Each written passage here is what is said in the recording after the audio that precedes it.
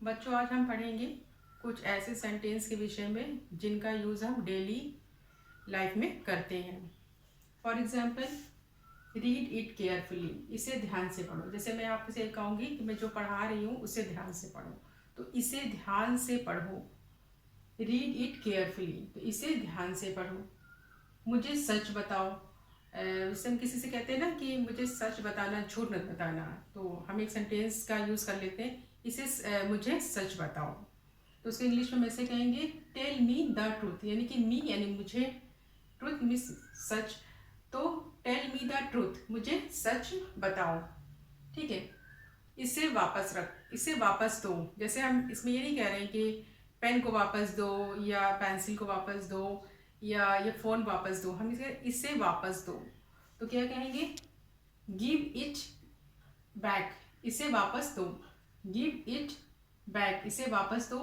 अब कहेंगे इसे वापस रखो, तो कहेंगे क्या, पुट इट बैक, इसे वापस रखो, इसे वापस रख दो, तो क्या कहेंगे, पुट इट बैक। चलो चलते हैं, चलो चलते हैं, तो क्या कहेंगे इंग्लिश में, लेट्स गो। चलो चलते हैं, तो क्या कहेंगे, लेट्स गो। अब आराम करो, इसे हम कहते हैं ना, कुछ कोई व्यक्ति बहुत थक गया है तो हम कहेंगे अब आराम करो, तो इंग्लिश में बोलेंगे टेक आ रेस्ट, टेक आ रेस्ट। ये सारे सेंटेंस जो हैं वो हम बहुत बार या डेली यूज़ में ये यूज़ करते ही हैं, तो क्यों ना उसका उपयोग हम इंग्लिश में करें, उसका यूज़ हम इंग्लिश में करें। जैसे टेक अ रेस्ट, आराम करो। हम कहते हैं ना कि रेस्ट कर लो, बहुत थक गई हो, तो ऐसे कह सकते हैं कि टेक अ रेस्ट, आराम करो। क्या यह संभव है, क्या यह संभव, कहते हैं ना कि क्या ये पॉसिबल है कि नहीं है, ऐसे इंग्लिश में हिंदी बोलते हैं ना, आधा वर्ड तो हम इंग्लिश का यूज़ कर लेते हैं और आधा हिंदी का इस्तेमाल करते हैं। तो कहते हैं क्या यह पॉसिबल है या नहीं है, ये भी कहते हैं कभी हाँ ये पॉसिबल है, तो हम इंग्लिश में ऐसे कहेंगे, is it possible, is it possible, क्या यह संभव है, क्या यह पॉसिबल है। ये भी कह सकते हैं हाँ यह संभव है, तो कहेंगे इट इज़ पॉसिबल। इस सेंटेंस से दो सेंटेंस बने हैं। देखिए, क्या यह पॉसिबल है, तो कहेंगे हम इज़ इट पॉसिबल, यानी क्या यह संभव है, और कहेंगे यह संभव है, यानी कि ये हो सकता है कि ऐसा आप कर सकते हो, तो कहेंगे इट इज़ पॉसिबल, हाँ यह संभव है।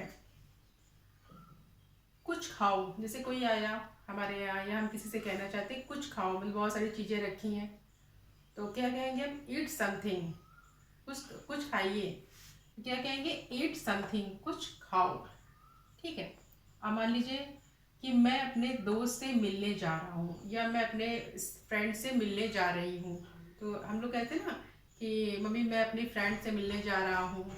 ठीक है, तो इसको इंग्लिश में ऐसे यूज़ करेंगे, I am going to meet my friend, I am going to meet my friend, मैं अपने दोस्त से मिलने जा रहा हूँ। या मैं कहूँगी कि मैं अपनी सिस्टर से मिलने जा रहा हूँ, तो I am going to meet my sister. ठीक है। तो इसी तरीके से हम एक सेंटेंस से कई सेंटेंस बना सकते हैं, और जब हमें सेंटेंस बनाना आ जाएगा और उस सेंटेंस का हम यूज़ करेंगे, तो क्या होगा, हमारी इंग्लिश इम्प्रूव होगी। जैसे he is opening the window, वह खिड़की खोल रहा है। यहाँ पे ये भी कह सकते हैं, she is opening the window, वह खिड़की खोल रही है लड़की के लिए। ये भी कह सकते हैं, he is opening the door, वह दरवाज़ा खोल रहा है। ठीक है। ही वॉश्ड हिज फेस, उसने अपना चेहरा धो लिया, उसने क्या किया, उसने अपना चेहरा धो लिया। ही वॉश्ड हिज फेस, ये भी कह सकते हैं, ही वॉश्ड हिज क्लॉथ, अब हमने फेस की जगह हमने क्लॉथ लिख दिया, तो क्या हो गया कि उसने अपने कपड़े धो लिया, उसने अपना कपड़े धो लिए। ठीक है। तो he is talking on the phone right now, कहते हैं ना वह अभी फोन पर बात कर रहा है। He is talking on the phone right now, right now मतलब अभी, जो प्रेजेंट है इस वक्त, मतलब वो बात कर रहा है। तो he is talking on the phone right now, वह अभी फोन पर बात कर रहा है। या यहाँ पर अगर शी कर देंगे तो वह अभी फोन पर बात कर रही है, ठीक है।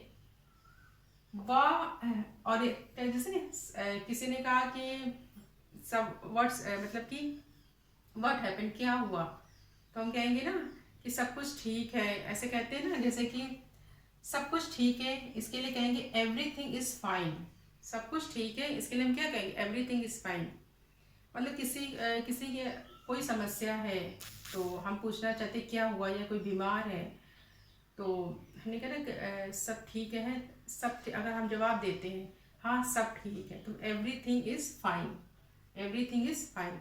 तो इस प्रकार की जो छोटे छोटे सेंटेंस हैं, उस सेंटेंस को हम पहले पढ़ेंगे और फिर उसका यूज़ हम दैनिक लाइफ में करेंगे। फिर उसी सेंटेंस से कई सेंटेंस हम बना सकते हैं। मान लीजिए कि जैसे कि हमने आपको एग्जांपल दिया ना कि I am going to meet my friend, कि मैं अपने दोस्त से मिलने जा रहा हूँ, तो या I am going to meet my sister. तो इस तरीके से हम कई तरीके के सेंटेंस को बना सकते हैं। अगर इस तरह से हम सेंटेंस को मेक करते जाएंगे तो क्या होगा, हमारी इंग्लिश इम्प्रूव होती जाएगी। आई होप कि आपको आज की क्लास अच्छी लगी होगी। मैंने आपको बहुत ही सरल शब्दों में समझाने की प्रयास किया है। अगर आपको समझ में आ गया हो, थैंक यू।